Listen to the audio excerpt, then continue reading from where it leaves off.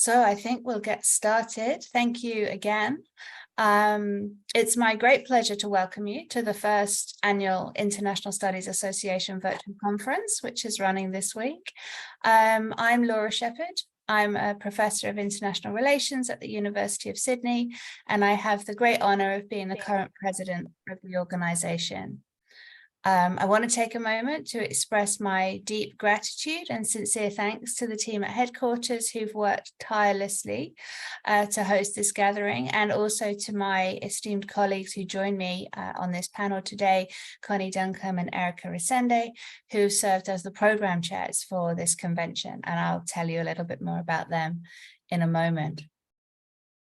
First, I want to acknowledge that I'm working today on the stolen Camaragal land and that sovereignty was never ceded. I acknowledge the Aboriginal and Torres Strait Islander communities whose land and livelihoods have been devastated by ongoing colonial violence in the country we now call Australia. I pay my respects to elders past and present and thank them for their continued custodianship of country, of the lands, the winds and the waters that we now share. I'm grateful every day to learn more about what it means to live in good relation with human, non-human and more than human others through reading scholarship by Indigenous academics and walking the bush tracks and the shorelines near my home. It's healing, and I wish the same for all of you. We're expecting approximately 300 presenters from across the world to join us over the course of the next few days, and many more colleagues will dial in to listen and learn from the array of panels and roundtables we have on offer. The annual virtual conference is part of the organization's response to the changing global conditions in the COVID era. There are many reasons why at this historical juncture, colleagues may not be willing or able to convene in person. Given the prohibitive costs of hybridizing annual in-person convention, we decided to offer a flagship annual virtual conference to complement the existing range of virtual offerings, and we are thrilled to have you join us for this inaugural event. So the theme of this first annual conference is Spaces of Inclusion, Spaces of Influence, Challenging Boundaries in the Context of Unbounded Challenges. And to open proceedings, I've invited the program chairs, Connie Duncombe and Erica Resende, to share their thoughts on the provocations that arise when considering this theme. And I want to just take a moment to introduce each of these wonderful colleagues. Connie Duncombe is Associate Professor and Marie Curie Fellow at the University of Copenhagen. She is also Associate Editor of the Hague Journal of Diplomacy and Principal Investigator of the Visual Politics of Recognition project. Prior to this, she worked at Monash University and the University of Queensland here in Australia, where she taught and conducted research about international relations theory, digital diplomacy, and big ideas in policymaking. Her research explores the links between representation, technology, and practice across three key areas: diplomacy and foreign policy, social media and global politics, and diversity and inclusion in security studies. Connie's work in these areas has been published in leading journals, including International Affairs, European Journal of International Relations, and our own International Political Sociology. Her book with Manchester University Press conceptualizes how representation, recognition, and emotion influence foreign policy, using Iran-US relations as its primary case study. Erica holds a double BA in Legal Studies and International Relations and a PhD in Political Science from the University of Sao Paulo, Brazil. She is Assistant Professor of International Relations and Security Studies at the Brazilian War College in Rio de Janeiro, Brazil. She is also Visiting Professor at the University of Passau, Germany, at the University of Oklahoma, US, a Fulbright US Scholar, and US State Department alumna. Her research interests are critical security studies, US foreign policy, identity politics, and memory and trauma studies. Based in Brazil for the moment, she has authored over 12 books in Portuguese and English, as well as published articles in peer-reviewed journals. As of October 2023, she will be visiting scholar for the coming academic year at Sciences Po in Paris on a research grant from a Brazilian government to study the international connections of Europe's far right. It's truly a delight to be in conversation with you both, Connie and Erica, and I look forward to hearing your thoughts on some of the questions we posed to our colleagues as they prepared their submissions for this conference. Perhaps, Erica, we could hear from you first. Could you tell us your thoughts on the question of who gets to participate in and contribute to the development of solutions to the global issues that challenge us all today, and who has access to these spaces of influence, whose knowledge is considered valid in such discussions? Erica, I'll pass the virtual mic over to you.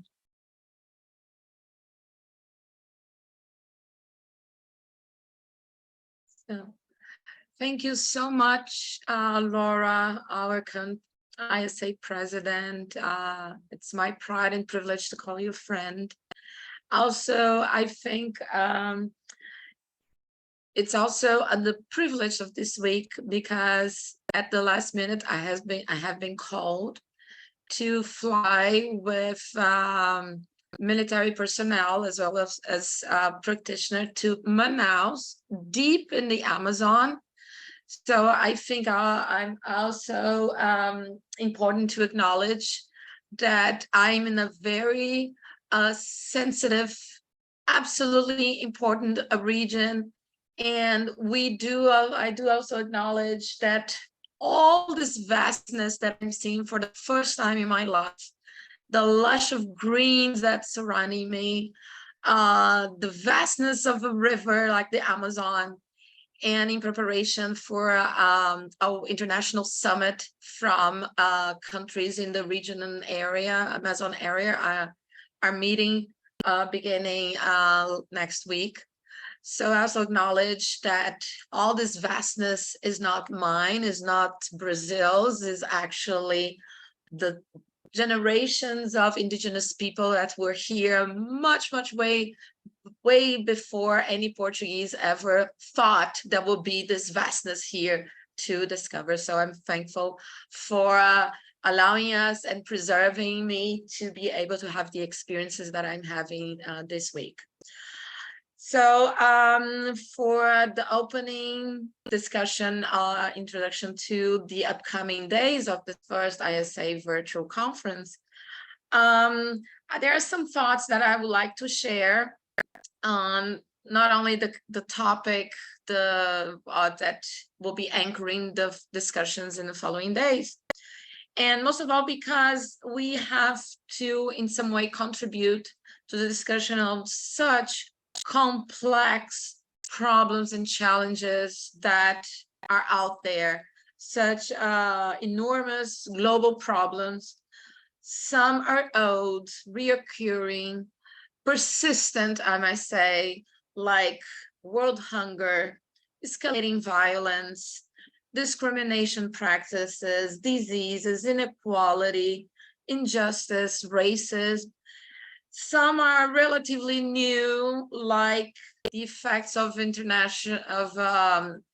artificial intelligence, cyber warfare, the current climate change emergency, all the problems that are evolving from problems in the supply chains, all that is affecting especially prices for those of us in middle class and lower classes.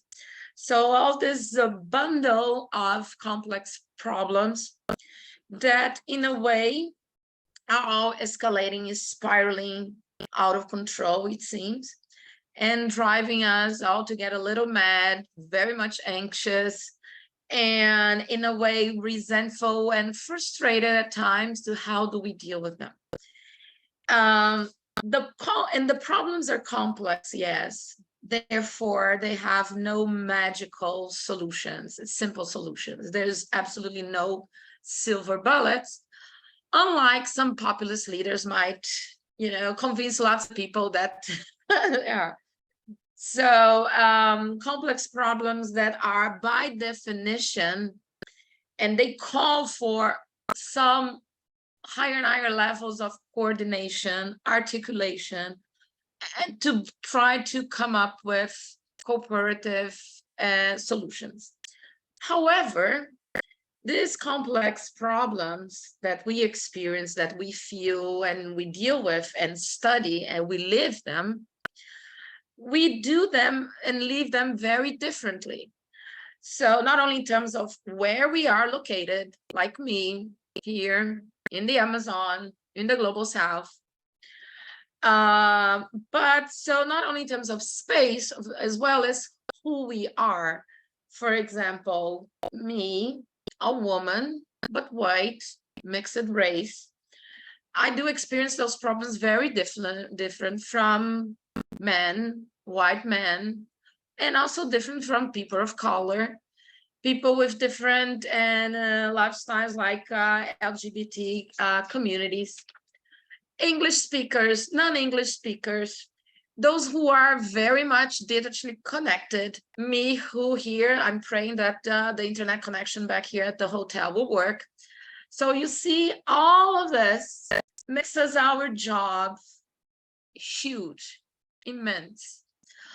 However, if we are truly committed to come up with collaboration, to coordinate solutions, the complex solutions that eventually will yield change, we have to, in a way, face or try to tackle and address the issues that come from different spatialities, the influence and inclusion, which are the three suggested topics that are gonna follow in the next few days. So my provocation here is not to think about those three categories, if I may, not as obstacles per se, but possible opportunities, or trying how do we learn from those categories in other experience that might try or shedding light into possible ways of thinking out of the box, so to speak. So how can we think about spatial borders, for example, the spatial space as facilitators of cooperation instead of obstacles? Here then, I look into a local experience that I've just been to 2 days ago, which are the local experiences of twin cities living by the borders, crossed by borders. For example, at the very local level, cities that have always existed, urban gatherings that have always existed with a border coming through them, some of them do have very interesting lessons to offer. So I'm thinking about, they already deal with huge problems like public transportation, waste management, school calendars, and they make those little things work. So what kind of practices, lessons do they have for us to think about space, to coordinate how we deal with space? They seem to have been able, with coming and goings, going backwards, going forward, but still pursue and willingly to pursue common goals of a better living conditions, better security, also to increase trade, as well as achieve a better standard of urban living. So I think about local experiences like here at the border between Brazilian, Colombian Leticia and Brazilian Santa Rosa. I also think about San Diego and Tijuana between US and Mexico. Niagara Falls in both sides of US and Canada, as well as cities like here in Brazil, between Brazil, Paraguay, and Argentina, Foz do Iguaçu, Ciudad del Este, and as well as very far away places to most of us, like Basra, between the borders of Iran and Iraq, a very hot spot. Places like Aliat and Aqaba, between Israel and Egypt, they somehow develop the strength as well as ideas to think outside the box and achieve cooperation.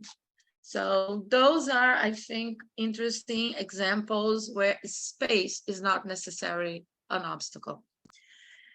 I also think it's important to think about how to achieve influence.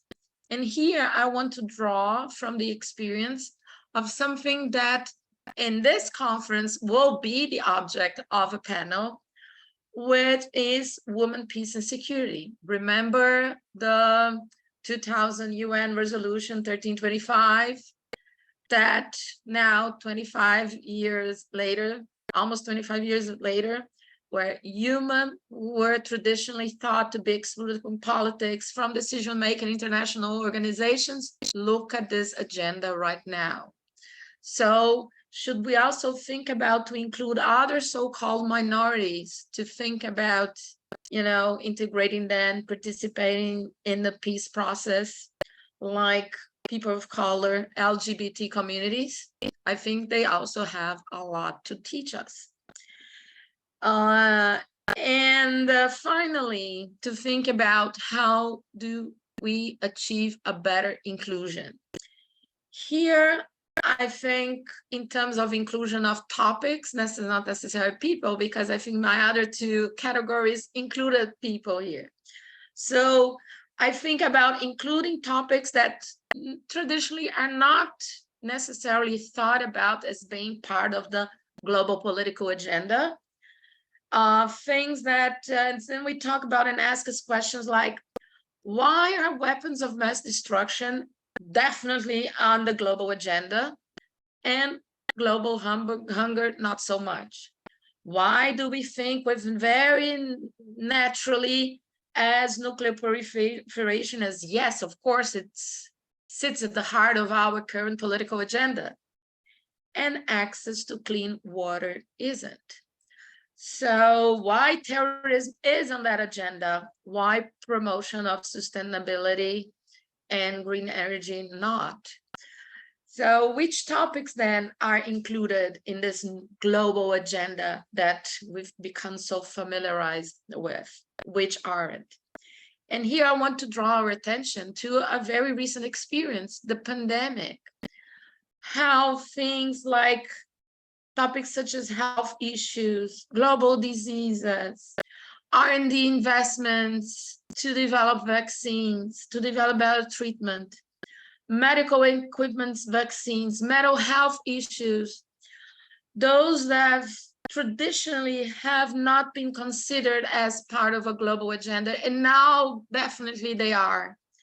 And how much the pandemic has shown us that science matters, technical expertise matters, and prevention also does matter.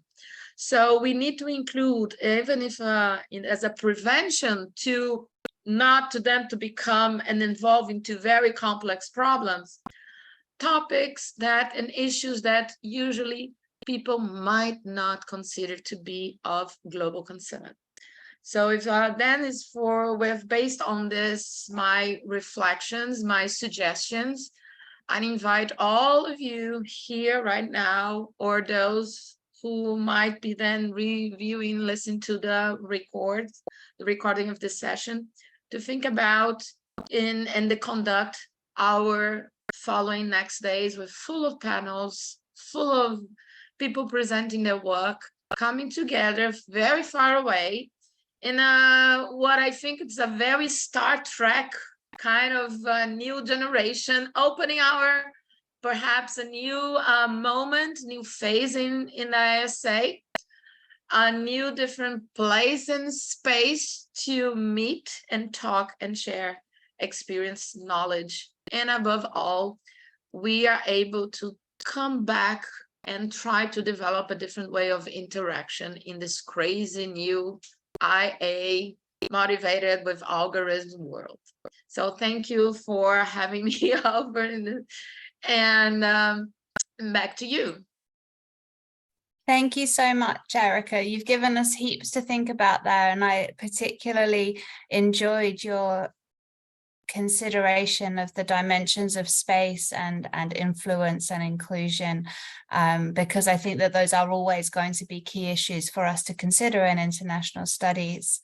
Connie, I wonder whether you had any additional thoughts or reflections that you wanted to add on the theme of space or inclusion or influence, and then whether I could pose a question to you around boundaries and how do the boundaries that maintain fidelity between spaces and categories of influence and categories of inclusion, how do these boundaries structure and shape both the questions that get asked and the answers that get offered, not only in conferences such as ours, but also in policy and practitioner spaces. So with those kind of loose provocations in mind, Connie, I'd like to invite whatever comment you would like to make for us for the opening session. Thank you. Thanks very much, Laura, and thanks so much, Erica, for that really fantastic first response to Laura's provocations there. I just wanted to thank very briefly the participants on this opening session right now and all the participants for the conference. We've got a really fantastic set of panels that are going to go over the next few weeks, and it's really great to see some of the names here this evening for me, that I saw your abstracts when we were organizing the conference. I'm really excited to see the work everyone presents. It's really great.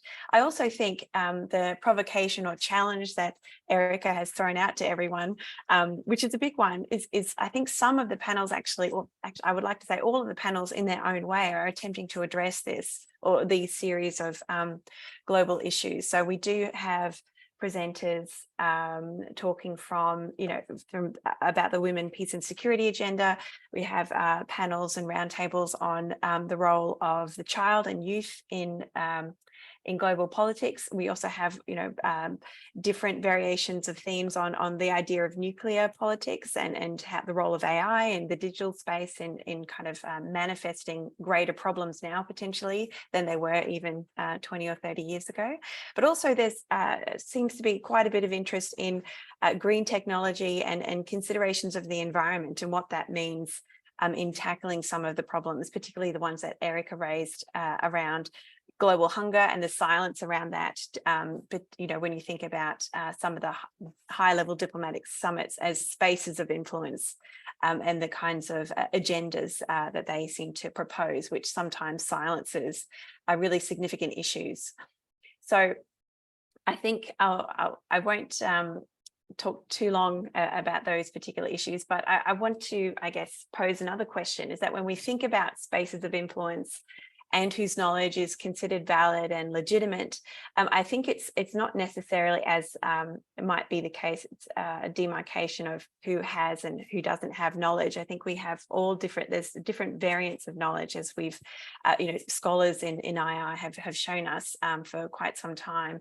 But it's, I guess, the question here is what is in fact a space of influence? So it depends, understanding what that particular space is, I think then demarcates who and the why of knowledge validity, and therefore what becomes legitimizes knowledge that can be drawn on to influence questions around solutions to these incredibly complex global issues.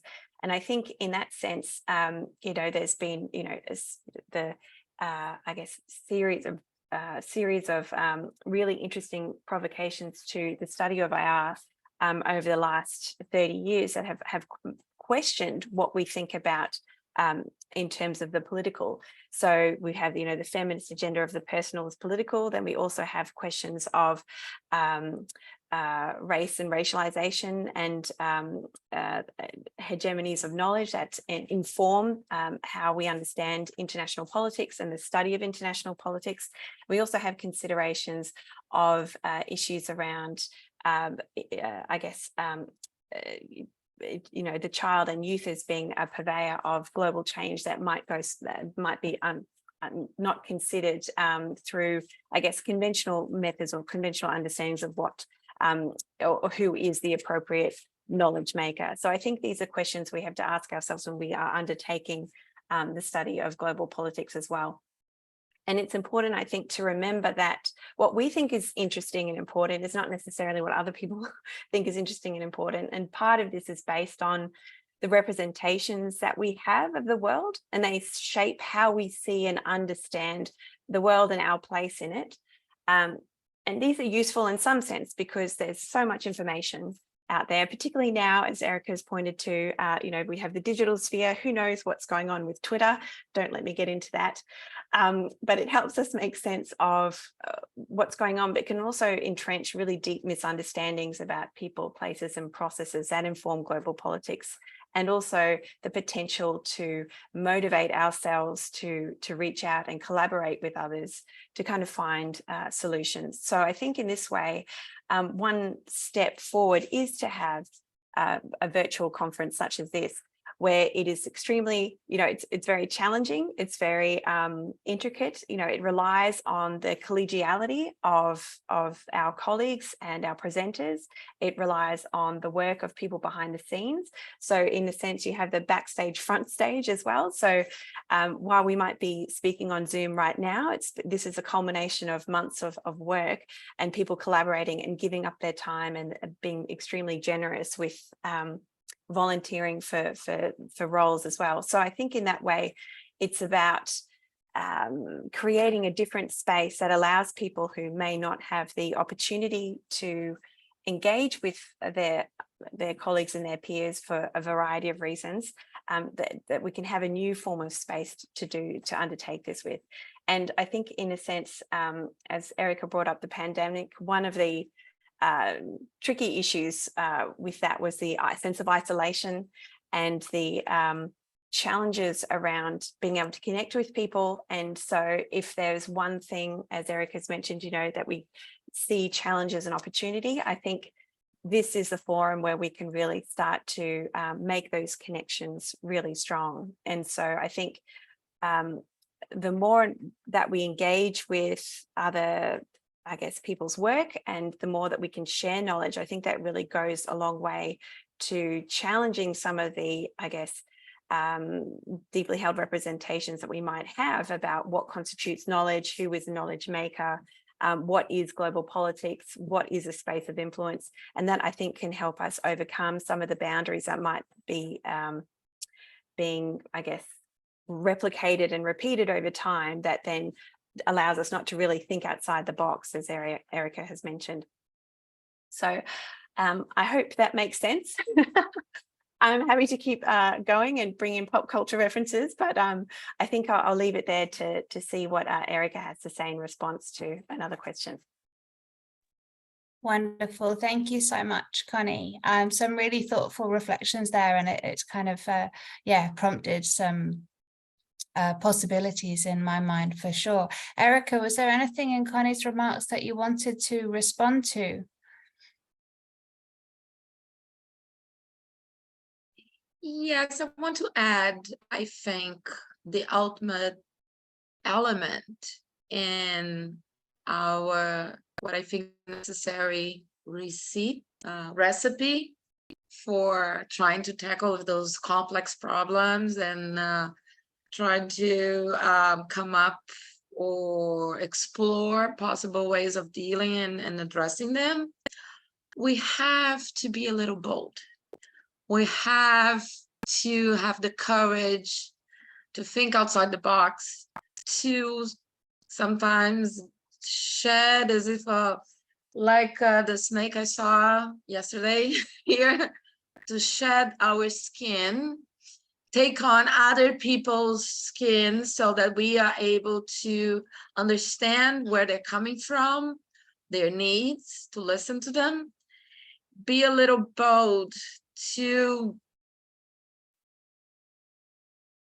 give up some of our long-term and really held to beliefs, prejudice.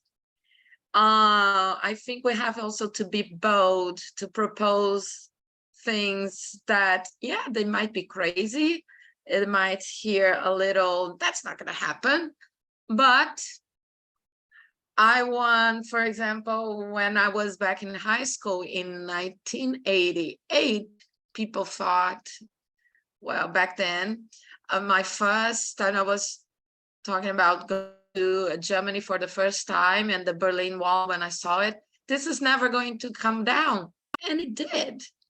So we have to think with a splash of courage, of being bold.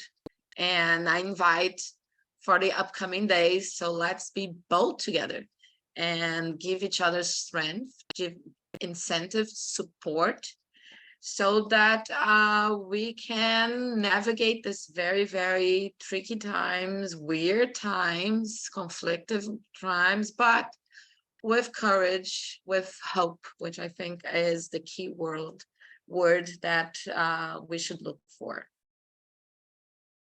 I think courage and hope are certainly two of the key elements of a successful kind of intellectual engagement. So thank you, Erica, for speaking those into the room. I think we have obviously a few more minutes left, and Connie, I would really like to hear from you around the possibilities. I mean, I think in your previous remarks you talked really eloquently about the importance of paying attention to the politics of knowledge production or knowledge cultivation, and how part of what we hope to achieve with this convention and with all of our ISA activities actually is a form of community building, to create and hold a space where we can exchange ideas with courage, with generosity and grace.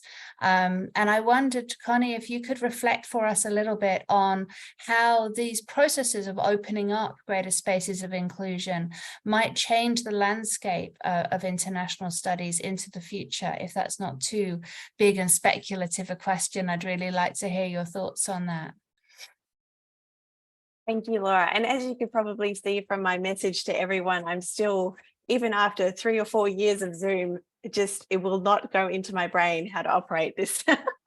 So, which is part of, I think this is an interesting point to jump off on, actually, in terms of how we can change the knowledge landscape. So one of the things that I enjoy doing is looking at, digital politics. And that's something that is not natural to me. I'm not a very online person. I just enjoy how people are, or trying to understand why it's so natural for others to kind of take on that role and to navigate those online spaces. So for me, that's always been something that's really interested me, partly because I'm not very good at it. So, and I think that's something that, as Erica has mentioned, being bold and challenging ourselves to just be interested in what other people are doing and maybe taking on board, I think, things that might challenge us, that might make us feel uncomfortable, and to not shy away from that. Some recent work that I've undertaken with colleagues of mine really showed us the shape of diversity in international relations broadly, but security studies more specifically, and the outcomes of those findings about how there's still extreme barriers to participation in security studies at kind of professional level, but also in general in terms of the field, and the scholarship that is produced and then replicated, I think is very uncomfortable. But for some people, it's also not. People have been aware of this for a very long time, and it's also the lived experience of some people every day. So I think that when things are confronting, I think that we need to really take stock and think about why that makes us so unsettled and why that we have such a problem with it, and really start to challenge or question, some of those ideas that we have. And I think that would go a long way towards maybe realizing and reflecting on our own practices and how we as scholars can potentially shift our understanding of key issues and topics and processes around a little bit, so we might be more amenable to collaboration in a way that can be more fruitful and in overcoming some of these problems. So I think that, and also understanding that knowledge is not stable, and so we continue to have this idea about this kind of, I guess, kind of ahistorical understanding about the evolution of international studies, for example, but that has been informed so much by other disciplines, by big thinkers from the past, but also new thinkers And so to continually refer to something as this like behemoth that hasn't been challenged or changed or shaped over time, I think really does a disservice to the immense work that we have the privilege to engage with as scholars of international politics. So I think part of that, you know, first it's sharing of ideas, challenging ourselves, sitting with being uncomfortable, moving forward, and also understanding that knowledge is not stagnant. And if anything, just to bring up the pandemic again, because we're in a virtual space, you know, something that we thought would never have occurred in such a brief period of time, you know, in terms of global health, you know, the vaccine rollout was something that even, you know, people who'd been working in the area for such a long time thought was not possible. So you can see with collaboration, there are new opportunities that might not necessarily be immediately visible, but it's about the sharing of ideas and also respecting other people's input, I think, that can allow us to really think about the potential for change as we move forward. That's lovely, Connie. Thank you so much. We are coming close to the end of the session. Erica, did you have any final comment that you wanted to make? I just want to invite everybody in the next couple of days, enjoy yourselves. I know it looks like silly to feel we are on Zoom again. This is tiring. So that's why I know we won't be able to mimic in the real world interaction, but try to show up, be in support of our friends and colleagues that are also presenting so that they won't feel alone. Be there. Try to enjoy it. It's a weird, very crazy format. This is a try-up. Let's see if it works. So be there, enjoy, participate, ask questions, present your comments, engage each other. So that's my message to all of them. So thank you, Erica. Wise words indeed. You know, I think we are still feeling our way into what conferencing in a virtual space can generate. And, you know, we very much hope it will be a generative space, but we recognize that it won't be the same as an in-person convention. There may be benefits that we have not yet fully assessed or calculated. And so, yes, we would be very interested to hear from everybody after the next few days, you know, what worked and what didn't, and what was good for you, and what would you like to see repeated, and what perhaps we could do better into the future. Connie, did you have any final reflections? I might just say, with regards to that, we have a really great cohort of early career scholars actually that are taking part in this conference, which is really exciting and thrilling. And I just wanted to second Erica's you know, provocation to ask questions and to, I think, really challenge yourself, you know, because we're all here to learn. And I think the most important thing that you as scholars can get from this is new ideas, is new links, is new collaborations, but also I think even just learning to ask questions in this kind of open forum is a really big step for you as a scholar. So I really, we are so thrilled to have this great level of participation with ECR. So thank you very much for that. Yeah, I agree. Thank you for trusting us with your first conference, or for many of you. And we really hope that it is a productive and generative experience for you. And again, I want to thank Erica and Connie for their thoughtfulness and intentionality in putting together a program that's really going to intellectually stimulate everybody, but also I think is going to provide a supportive environment for people to explore new ideas and to make those new connections. I think if I can, I just want to draw out some of the themes from both of your commentaries by way of concluding this opening session, because I think you both touched on some really important themes that I really do hope we carry forward with us over the next few days. You know, the question of how do we build community in space, in a virtual space such as this one? How do we see this as an important exercise in kind of relational knowledge cultivation? How do we use this space, create and hold space for learning, together as a kind of collective endeavor. And I think we are all going to be having our own experiences and encounters with that over the next few days in ways that can hopefully be quite exciting. So I would encourage everybody to reflect on how that feels for you, what that means, and where you've seen this done really effectively, because those are the lessons obviously we want to take forward. And in order for that to be a constructive and generative experience, we do need to hold courage, and we do need to meet each other with generosity and grace. And these are values that I think I try to enact in my professional and also my personal life. And I think they underlie all exercises in knowledge engagement that I undertake. And it also involves sitting with discomfort. I think it does demand of us a kind of humility and a reflexivity in our approach to these relational learning encounters. And that in turn can mean being very present in the moment, which is incredibly hard in this kind of digitally mediated, fast-paced, and kind of dual attention or split attentions world that has grown up around us, that is enabled by technology but not determined by it.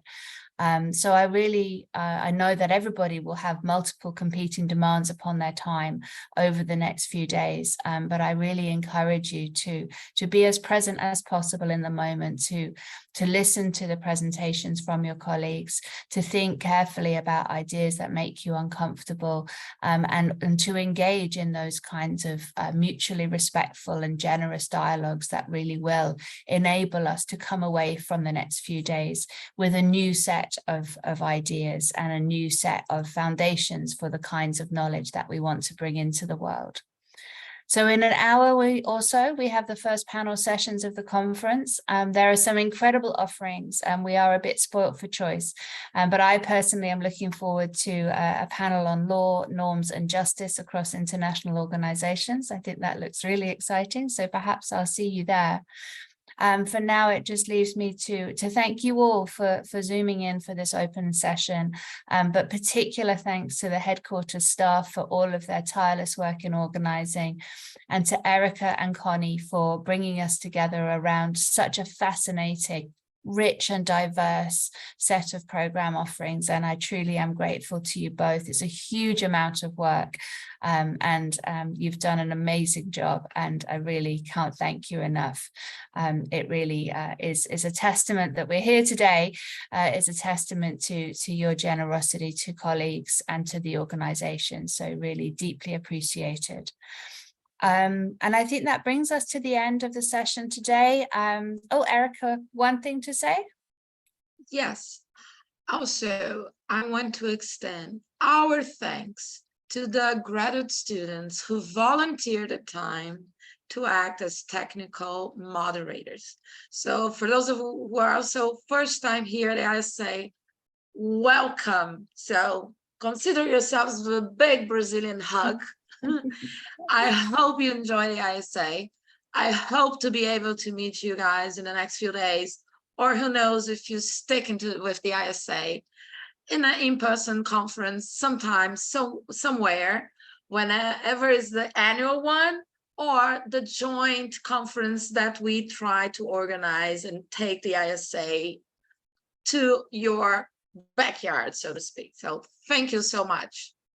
Absolutely. Thanks, Erica. That's a really important note of gratitude, and also a note of welcome. You know, we are always delighted to include our most junior colleagues, and we hope that this is the start of a long career with ISA. I discovered ISA as a graduate student, and it's been, you know, a form of intellectual home for me ever since. And I'm so grateful to the organization and to all of the colleagues who I've met through the organization. So without keeping you any further, we're already 1 minute over time, which I consider to be a gross personal failing because I'm a bit of a stickler for timekeeping.